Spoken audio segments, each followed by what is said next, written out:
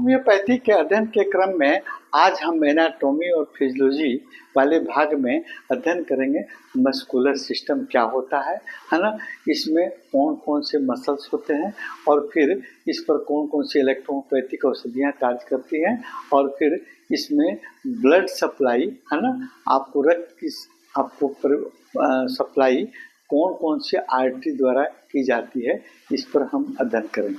संक्षिप्त जानकारी हम दे रहे हैं है ना, ताकि आप सिस्टम के बारे में जानिए है ना। आपके बॉडी के जितने ऑर्गन सिस्टम हैं, अगर आप उस सिस्टम के बारे में जान जाते हैं, उस सिस्टम में कौन कौन से ऑर्गन भाग लेते हैं है ना, उस ऑर्गन के कौन कौन से डिजीज होते हैं, उस ऑर्गन पर कौन कौन से इलेक्ट्रोपैथिक औषधियाँ काम करती हैं है ना, तो फिर आपके लिए इलेक्ट्रो होम्योपैथ बिल्कुल आसान।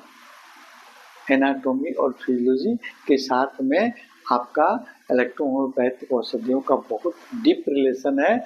जब तक आप ऑर्गन, उसके फंक्शन, उसके डिजीज और उस पर काम करने वाले इलेक्ट्रोपैथिक औषधियों के बारे में नहीं जानेंगे तो आपके लिए इलेक्ट्रो होम्योपैथी अधूरा रहेगा है ना। ये इलेक्ट्रो होम्योपैथ है ना, या कोई दुनिया की चिकित्सा पद्धति बिना आपको शरीर रचना क्रिया के विज्ञान के अध्ययन के अधूरी है ना।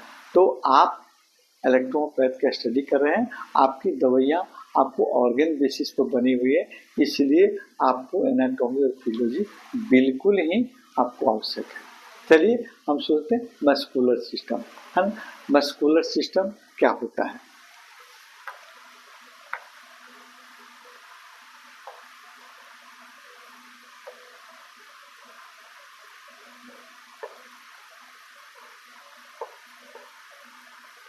मस्कुलर सिस्टम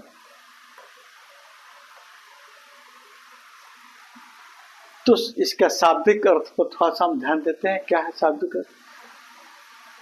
मस्कुलर शब्द जो है इंग्लिश वर्ड्स आपको मसल से लिया गया है ना। मस्कुलर शब्द है इंग्लिश वर्ड्स आपको मसल्स मसल्स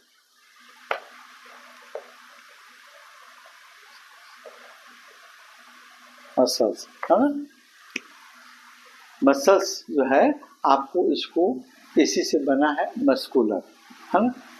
तो मसल्स का अर्थ होता है मांसपेशी या मांस से बनी संरचना, और मस्कुलर का अर्थ होता है मांसपेशियों से संबंधित या जिसमें मांसपेशियां हों है ना, उसे मस्कुलर कहते हैं।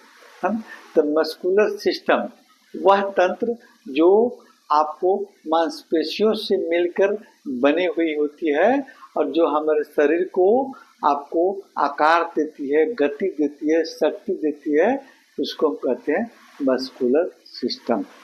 हम कई तरह के मसल्स मिलकर है ना आपकी मांसपेशियों की संरचना करते हैं है ना, जिसके फलस्वरूप हम आपको दौड़ते हैं, हमारे शरीर में गति होती है, हमें शक्ति मिलती है, हमारे बॉडी की ढांचा मिलती है ना। इसमें भाग लेने वाले मसल्स जैसे इनवॉल्यूंटरी मसल्स और वॉल्यूंटरी मसल्स, ऐच्छिक मांसपेशियां, अनैच्छिक मांसपेशियां, एक आपको कार्डियक मसल्स है ना। ये तीन तरह के मसल्स होते हैं है ना। अब देखते हैं इस पर कौन कौन सी इलेक्ट्रोपैथिक औषधियाँ काम करती हैं। सबसे पहले आपको वॉल्यूंटरी मसल्स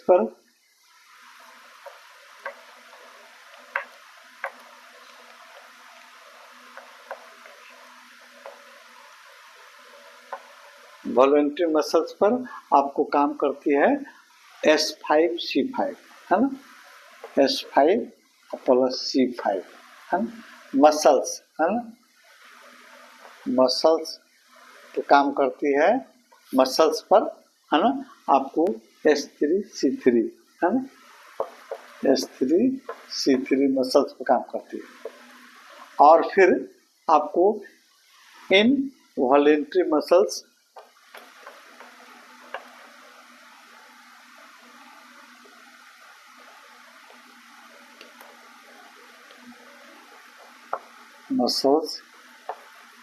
इनवॉल्यूंटरी मसल्स पर आपको S10C5 है ना, S10C5 और C6 S6 भी आपको मसल्स पर काम करती है ना।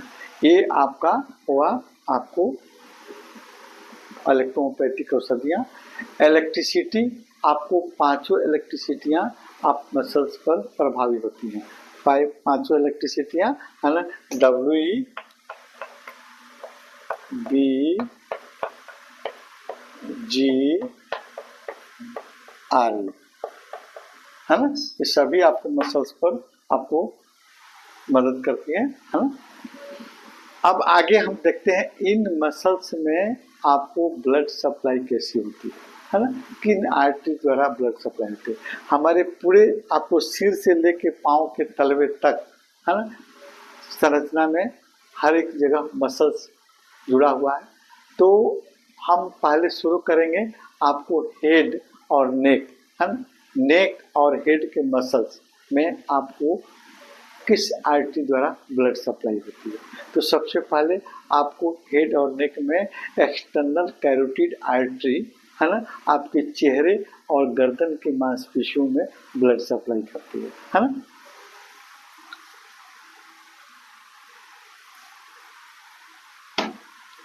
कहाँ? आपके नेक और हेड में आपके एक्सटर्नल कैरोटिड आर्टरी चेहरे और गर्दन की मांसपेशियों में ब्लड सप्लाई करती है। और वर्टिब्रल आर्टरी, ये आपका रीढ़ की हड्डी, आपको गर्दन की रीढ़ की हड्डी जो है, वर्टिब्रल आर्टरी जो है आपको हमारे गर्दन की मांसपेशियों में ब्लड सप्लाई करती है। ओके, आगे देखिए, उसके बाद गर्दन के बाद में आपको अपर लिम्स है ना, हमारे शोल्डर, हमारे आपको ह्यूमरस बोन और फिर आपका रेडियोसाना, हमारे हाथों की मांसपेशियों, शोल्डर की मांसपेशियों में किस आर्टरी द्वारा ब्लड सप्लाई किया जाता है। सब क्लेवियन आर्टरी द्वारा की शाखा जो है, सब क्लेवियन आर्टरी की शाखा द्वारा हमारी ब्लड सप्लाई होती है हमारे अपर लिम्ब के मसल्स में। जैसे एक्सिलरी आर्टरी जो कंधा और हाथों की मांसपेशियों में ब्लड सप्लाई करती है। और ब्रोंकियल आर्टरी जो है आपको हाथों की मांसपेशियों में ब्लड सप्लाई करती है।